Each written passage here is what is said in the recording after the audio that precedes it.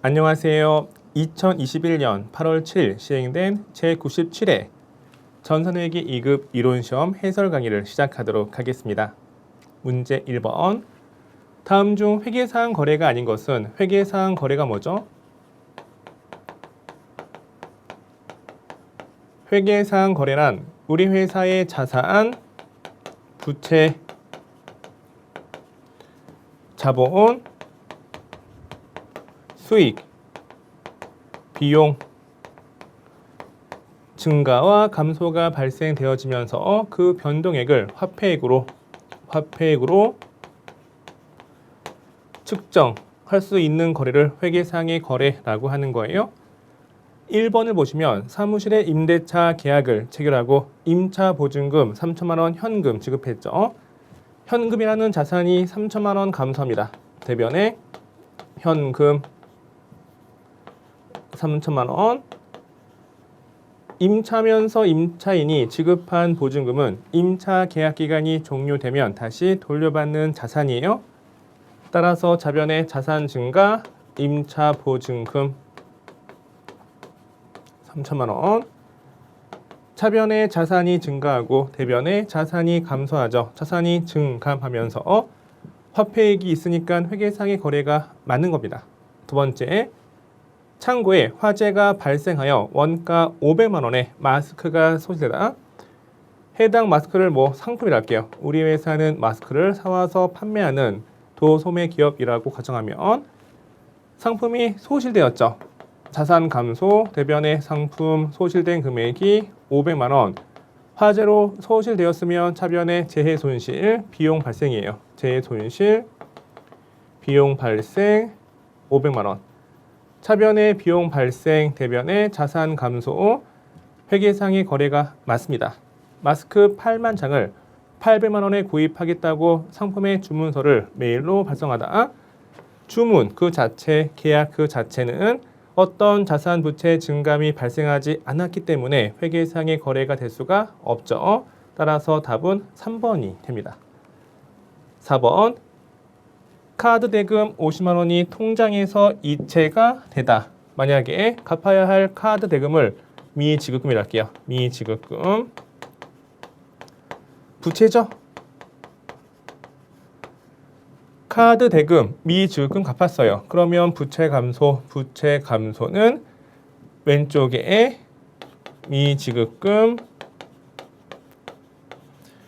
50만 원. 보통예금 통장에서 이체가 된 것으로 본다면 대변에 보통예금이 여기가 50만 원. 차변의 부채 감소, 대변의 자산 감소. 회계상의 거래가 맞죠. 1번의 답은 3번이 되겠습니다.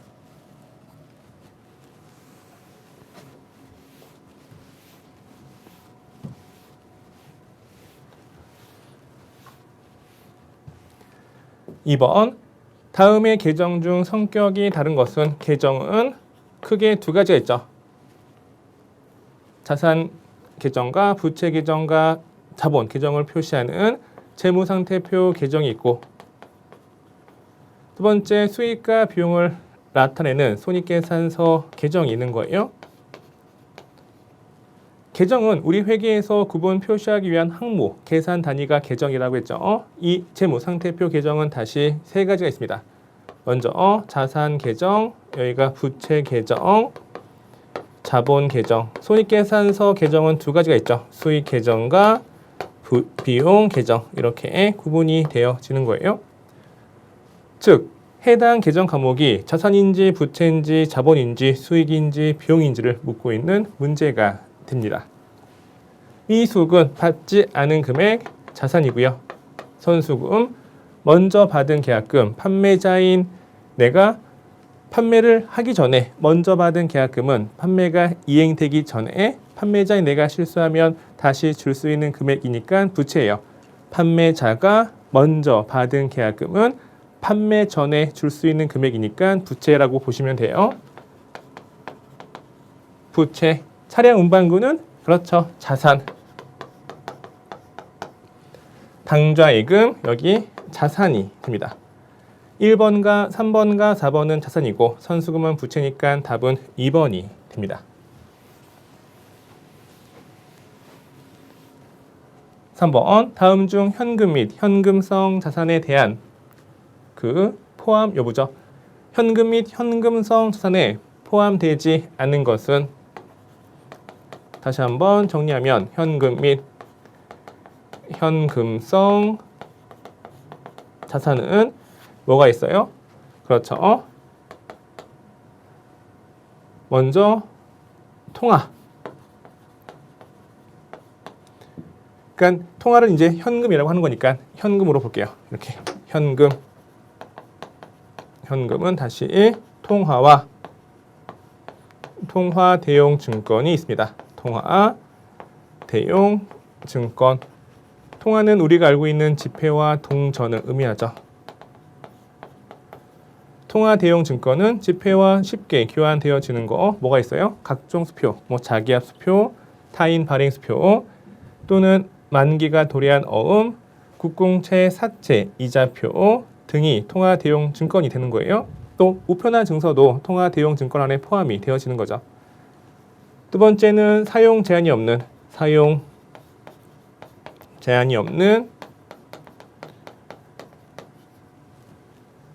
여기는 요구불 예금. 요구불 예금에는 뭐가 있다? 고객이 요구하면 맡긴 돈을 쉽게 인출할 수 있는 거. 인출 제한이 없는 예금을 요구불 예금이라 하는 거예요. 요구불 예금은 뭐가 있다? 그렇죠. 보통 예금과 당좌 예금이 있습니다. 세 번째는 금융상품.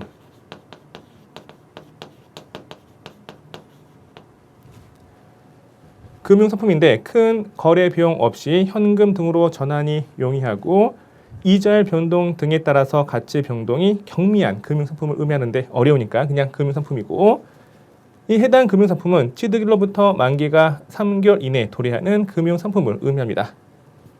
이렇게 적어볼게요. 취득일로부터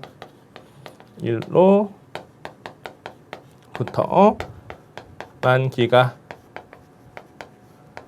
3개월 이내 도래하는 금융상품을 의미하는 거죠. 1번 당좌예금은 여기 있죠. 여기 통화대용증권 여기 있고 통화대용증권 안에 뭐가 있다. 여기에 우편환 증서 등이 있어요. 우편환 증서. 받으러옴은 현금 및 현금 자산과 다른 당좌 자산의 종류일 뿐이죠. 여기에 포함이 되는 게 아니에요. 그러니까 재무 상태표는 크게 유동과 비유동이 있고 유동은 다시 당자와 재고가 있어요. 당좌 자산 안에 뭐가 있다. 여기에 현금 및 현금성 자산이 있고 또 매출 채권이 있죠. 매출 채권 안에 뭐가 있다. 여기는 받으러옴과 외상 매출금이 있는 거예요. 이 받으러옴은 현금 및 현금 자산과 관련이 없는 또 다른 당좌 자산의 종류일 뿐입니다. 따라서 답은 몇 번? 그렇죠. 4번이 되는 거죠. 4번이에요.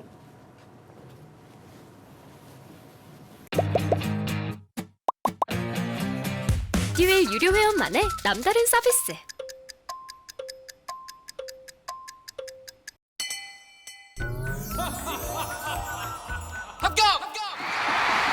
합격하고 돈도 받는 혜택. 오직 에듀윌 유료 회원에게만. 에듀윌. 무료 합격!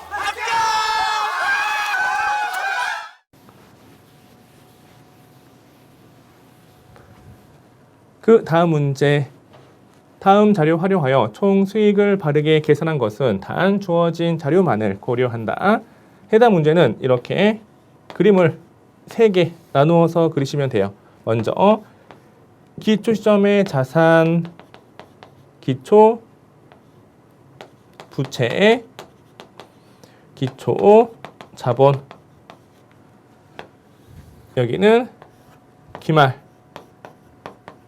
시점의 자산, 부채, 여기가 자본이 되는 거죠. 그 가운데에 손익계산서. 손익계산서는 일정 기간의 경영 성과이기 때문에 일정 기간을 이렇게 적어놓고 오른쪽이 수익, 왼쪽이 비용이에요. 오른쪽이 총수익, 왼쪽이 총비용. 총수익에서 총비용을 빼면 왼쪽에 단기 순이익이 되어지는 거죠. 그냥 이익이라고 적을게요. 이렇게. 이익. 빈칸 채우기 하시면 됩니다. 먼저 기초자산 여기죠. 여기 80만 원. 기초자본은 여기죠. 여기가 64만 원이고 기말자산 여기죠. 120만 원.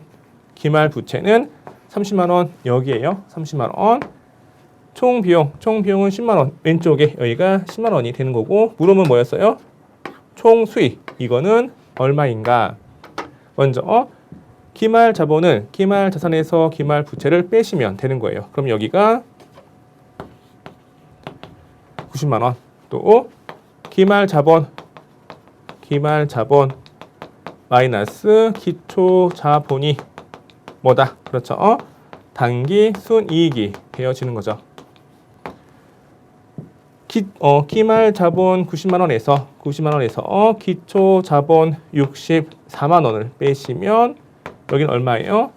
26만 원. 26만 원이 단기 순이익, 이익이 되는 거죠. 여기가 이익이 26만 원이 되는 겁니다. 총수익은 비용 더하기 이익이니까 총수익은 얼마? 그렇죠. 36만 원. 여기가 36만 원. 답은 3번이 되는 겁니다. 이렇게 그림을 통해서 빈칸 채우기만 잘 하시면 되는 문제였죠.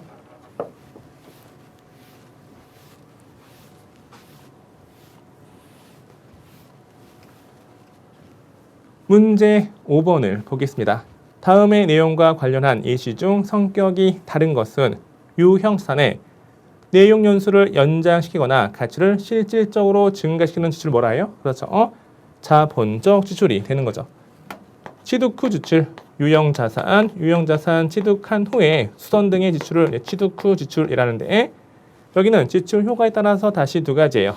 자본적 지출이 있고 그리고 여기 밑에는 수익적 지출이 있는 거죠. 자본적 지출은 해당 자산의 내용 연수, 예상 사용 기간이 증가하거나 가치를 실질적으로 증가시키는 것을 의미하고 수익적 지출은 당의 유형 자산의 원상 회복, 현상 유지죠. 능률 유지를 위한 지출을 의미하는 거예요. 그러니까 여기는 현상 유지 이렇게 할게요. 원상 회복 또는 현상 유지와 관련된 지출을 의미하는 거예요. 자본적 지출이면 해당 자산의 원가에 가산하시면 되는 거고 수익적 지출이면 단기 비용, 관련된 비용 처리하시면 되는 겁니다. 1번 건물의 피난시설 설치 여기는 자본적 지출이죠.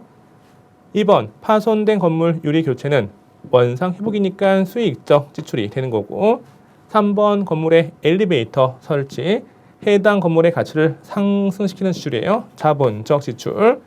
4번 건물의 용도 변경을 위한 개조 여기도 자본적 지출이 되는 거죠. 피난시설 엘리베이터 설치 용도 변경 위한 개조는 다 해당 자산의 가치를 실질적으로 증가시키기 때문에 자본적 지출이 됩니다. 2번은 수익적 지출, 따라서 성격이 다른 것은 2번이 되겠네요.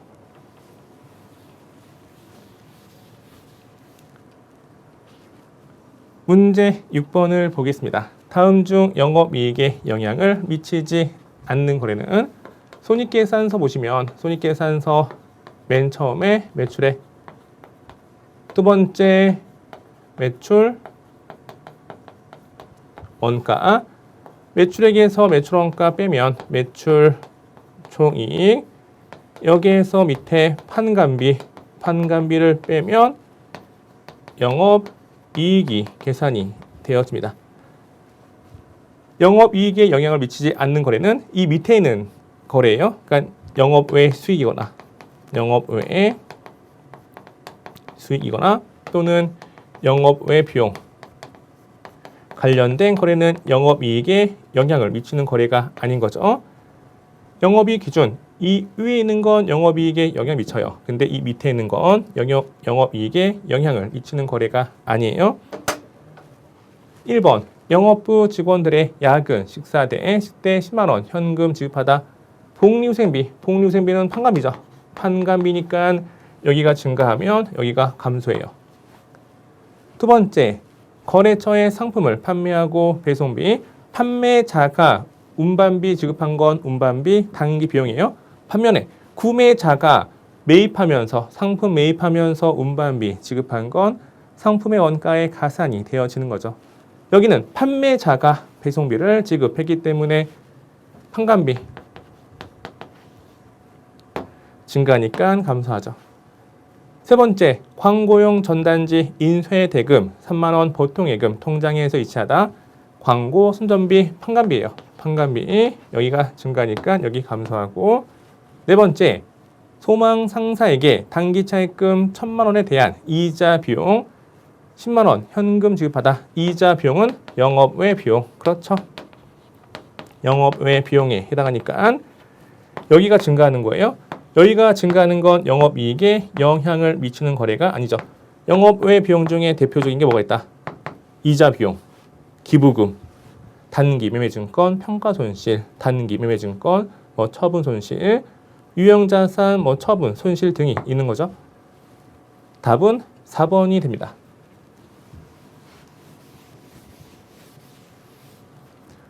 7번 아래 분계 내용을 계정별 원장에 전개한 것으로 가장 적절한 것은 12월 1일 분계 보시면 차변에 비용 발생, 차변에 접대비 100만 원, 대변에 현금 100만 원, 대변에 자산 감소가 되어지는 거예요. 먼저 전개하는 거니까 계정별 원장에 전개하는 거, 옮길 전자, 기록할 기자, 옮겨서 기록하는 것을 의미합니다. 해당 계정으로 옮겨서 기록하는 거죠. 계정은 두 가지, 비용, 접대비, 현금, 자산 이렇게 두 가지예요. 먼저 접대비,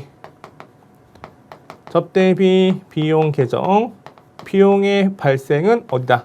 그렇죠. 비용의 발생은 차변에, 비용이 소멸 또는 비용이 취소되는 건 대변이에요. 현금은 자산. 자산 증가는 차변에, 자산 감소는 대변에 기입을 하시면 되겠습니다. 먼저 비용이 100만 원 발생했어요. 비용 발생은 왼쪽이니까 왼쪽에 날짜, 상대편 계정 과목 현금, 금액은 100만 원이 되는 거죠. 접대비 원장을 보고 해석한다면 12월 1일 접대비가 100만 원 발생했는데 현금 지급한 거죠. 이렇게 해석하시면 돼요. 또 자산, 현금이 100만 원 감소했기 때문에 오른쪽에 날짜, 상대편 계정 과목 접대비 금액 100만 원이 됩니다. 현금이 100만 원 감소했는데 접대비가 지급된 거죠. 이렇게 해석하시고 따라서 답은 몇 번? 답은 2번이 됩니다.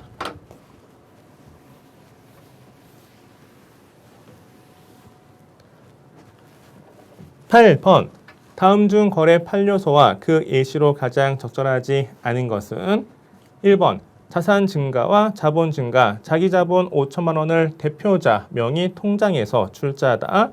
대표자가 장사 2천을 출자한 거죠.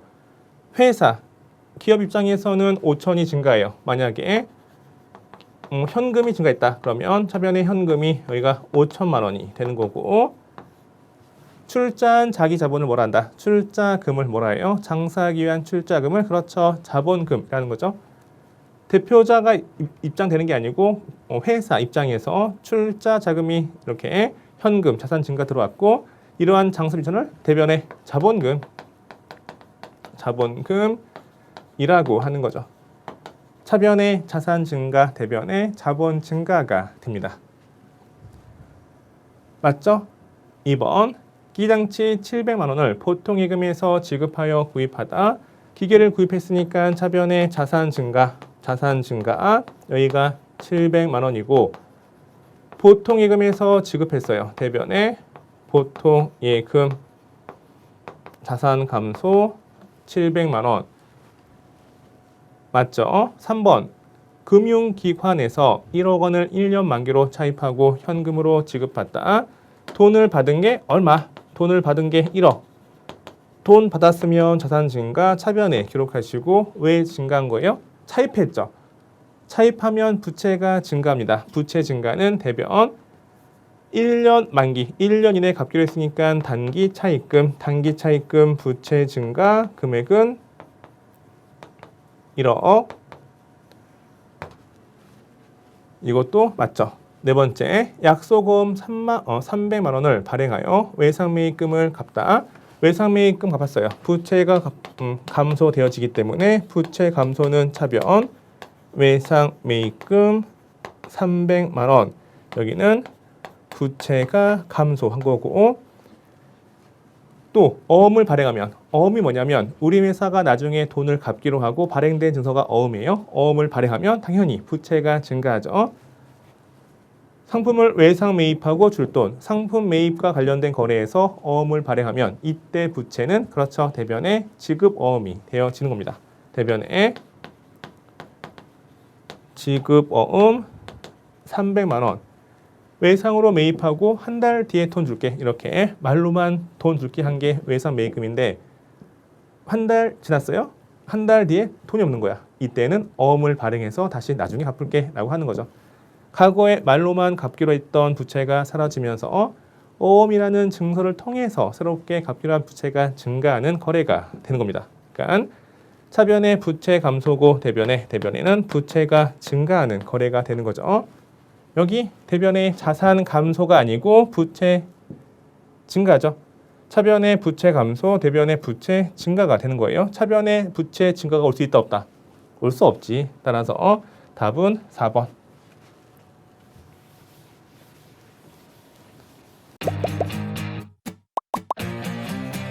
에듀윌 유료 회원만의 특별한 서비스.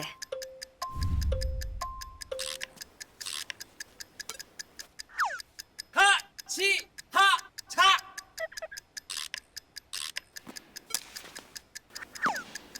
같이 하자. 정답! 같이 하자 친구야. 에듀윌 유료 회원.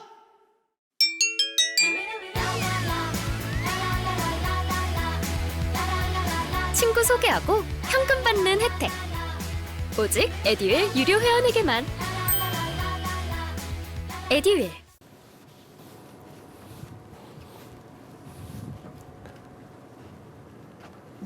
9번 문제.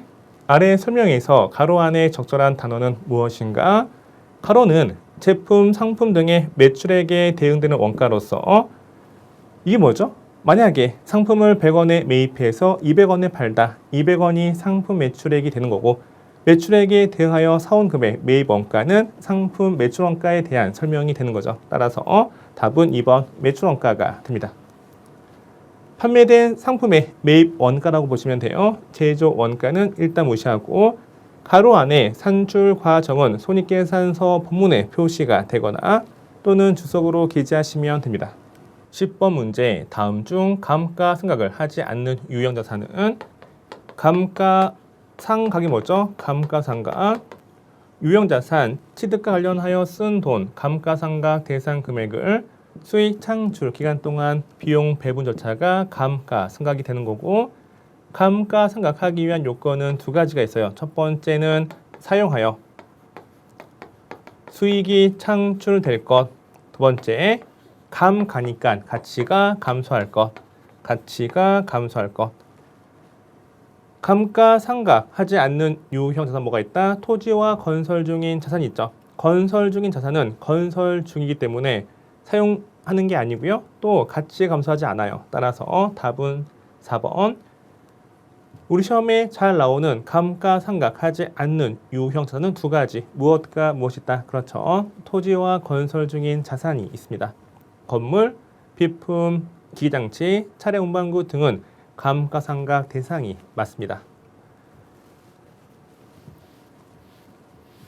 11번. 다음 자료 참고하여 기말 자산을 바르게 계산한 것은 단 부채 총액은 기초 부채와 기말 부채가 모두 동일하며 주어진 자료만을 고려한다.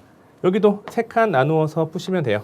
1칸, 2칸 이렇게 그림 3개 그리시고 기초 시점의 재무 상태표, 기말 시점의 재무 상태표, 손익계산서, 수익과 비용이죠. 여기 기초 자산, 기초 부채, 기초 자본, 기말 자산, 기말 부채, 기말 자본, 총 수익, 총 비용, 당기 순이익 이렇게 적는 거예요. 기초 시점의 자본 총액은 기초 자본이 여기가 55만 원이고요. 55만 원 빈칸 채우기. 기초 부채 총액이 여기가 80이죠. 80. 기초 부채와 기말 부채는 동일하며 기말 수익 총액은 48만 원, 비용 총액은 72만 원이 됩니다. 그럼 여기는 비용이 수익보다 크기 때문에 손실이죠. 손실은 얼마다? 손실은 이 금액과 이 금액의 차이가 됩니다. 72만 원에서 48만 원 빼면은 얼마예요? 24만 원. 이게 손실이 되어지는 거고, 여기에서 물음이 뭐였어요? 물음은 기말 자산은 여기를 의미하죠. 또 기초 자본과 기말 자본의 차이가 단기 순이익 또는 단기 손실이 되는 겁니다. 손실은 기초 자본보다 기말 자본이 더 작은 케이스죠. 그러니까 영업 활동에서 손해 봤기 때문에 우리 회사 사장님 그 자본이 감소한 거예요. 감소하니까 손실 내려면 기초 자본이 더 커야 돼. 기초 자본이 여기가 55만 원이고요. 손실이 24만 원이기 때문에 기초 자본에서 24만 원 빼면 기말 자본이 되는 거예요. 그러면 기말 자본은 얼마다? 그렇죠. 여기가 31만 원이 되어지겠네요. 여기가 31만 원. 이게 어려웠어요. 손실은 기초 자본이 기말 자본보다 더 큰 경우를 의미하죠. 영업활동 열심히 했지만 손해봤어. 우리 회사 사장님의 자본이 줄 거 아니야. 그렇죠? 이렇게 줄었어요. 얼만큼? 24만 원. 기초 자본이 55만 원이기 때문에 손실 24만 원. 이 금액에서 이걸 빼면 기말 자본이 되는 거고 이 금액을 여기에다가 갖다 붙이면 되는 거죠. 기말 자산은 기말 부채 더하기 기말 자본이므로 기말 자산은 두 금액을 더하시면 되겠네요. 더하면 여기가 111만 원. 따라서 답은 3번이 됩니다.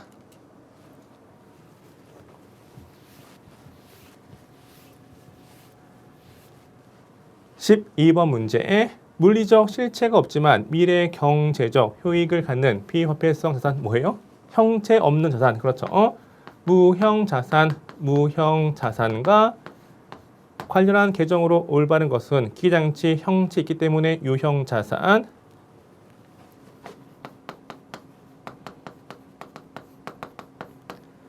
특허권 무형 자산 급여 비용이고요. 임차료 여기도 비용이 되는 거죠. 무형 자산 답은 2번이 됩니다.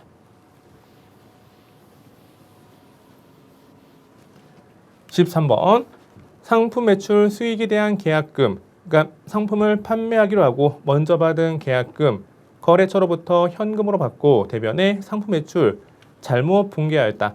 이로 인해 재무상태표와 손익계산서에 미치는 영향으로 옳은 것은 먼저 올바른 분계를 볼게요. 올바른 분계는 차변에 돈이 들어왔고 현금 들어왔는데 들어온 이유가 판매하기 전에 먼저 받은 계약금 선수금이 되는 거죠. 선수금은 뭐다? 그렇죠. 여기는 부채죠. 부채의 증가가 되는 거예요. 이렇게 하는 게 맞는데 오류 잘못된 게 차변에는 똑같고 대변에 상품 매출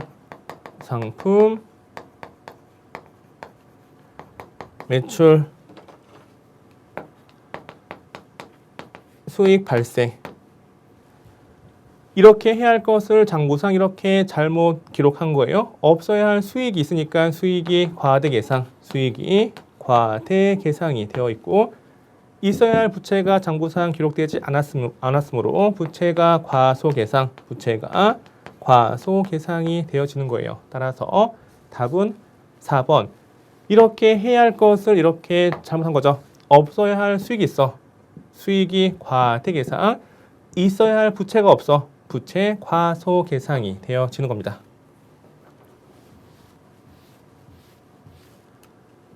14번. 다음 중 자산, 부채, 자본의 개념에 대한 설명으로 틀린 것은 1번. 자산은 미래 경제적 효익으로 미래 현금 흐름 창출에 기여하는 잠재력을 말하고요. 맞죠? 2번. 자본은 자산 총액에서 부채 총액을 차감한 잔여액 또는 순자산으로서 자산에 대한 소유주의 잔여 청구권이다. 이것도 맞는 설명이 됩니다. 세 번째, 부채는 줄 돈이에요. 과거 거래나 사건의 결과로 미래에 자원이 유입되는 게 아니고 유입이 예상되는 게 자산이고 유입이 유출이 예상되는 의무가 바로 부채가 되는 겁니다. 따라서 틀린 건 3번. 4번. 복식부기를 적용할 때 대차 평균의 원리가 사용이 되어지는 거죠. 당연한 말. 15번. 다음 자료 이용하여 매출 총이익을 계산하면 얼마인가? 먼저 매출액, 두 번째 매출 원가, 매출액에서 매출 원가 뺀 후의 금액이 그렇죠. 매출 총이익 여기를 물어보고 있어요. 먼저 매출액은 순매출액 아니면 총매출액. 그렇죠. 순매출액. 순매출액은 총매출액에서 매출 환입, 매출 애누리, 그리고 매출 할인을 빼는 거예요. 상품을 판매했는데 반품 들어온 게 매출 환입이고 판매한 상품의 하자로 값을 깎아주는 게 매출 애누리. 매출 할인은 외상 매출금 조기 회수하면서 받을 돈의 일부를 할인, 깎아주는 게 매출 할인이 되어지는 겁니다. 보면 문제에서 별도의 언급이 없으면 총 매출액이 되는 거죠. 총 매출액이 1억 100 000 매출 환입이 150만 원이고 매출 애누리가 150이에요. 문제에서 매출 할인은 제시가 되어 있지 않네요. 그러면 순 매출액은 총 매출액 1억에서 매출 차감 비정 300을 빼니까 여기는 9,700. 매출 원가는 7,000이에요. 7,000. 매출 총이익은 9,700에서 7,000을 빼면 2,700이 계산이 되어집니다. 따라서 답은 2번이고 급여 판관비, 접대비 판관비, 급여와 접대비는 영업이익 구할 때 필요한 거지 매출 총이익 구할 때는 관련이 없는 함정이에요. 그러니까 급여와 접대비는 빼는 거 아니고 매출 총이익 계산 시 판관비는 빼는 거 아니에요. 이번 시간은 여기까지 하도록 하겠습니다. 시험 보신 분 수고 많이 하셨고 시험 준비하시는 분 잘 준비하셔서 고득점 합격을 기원하겠습니다. 감사합니다.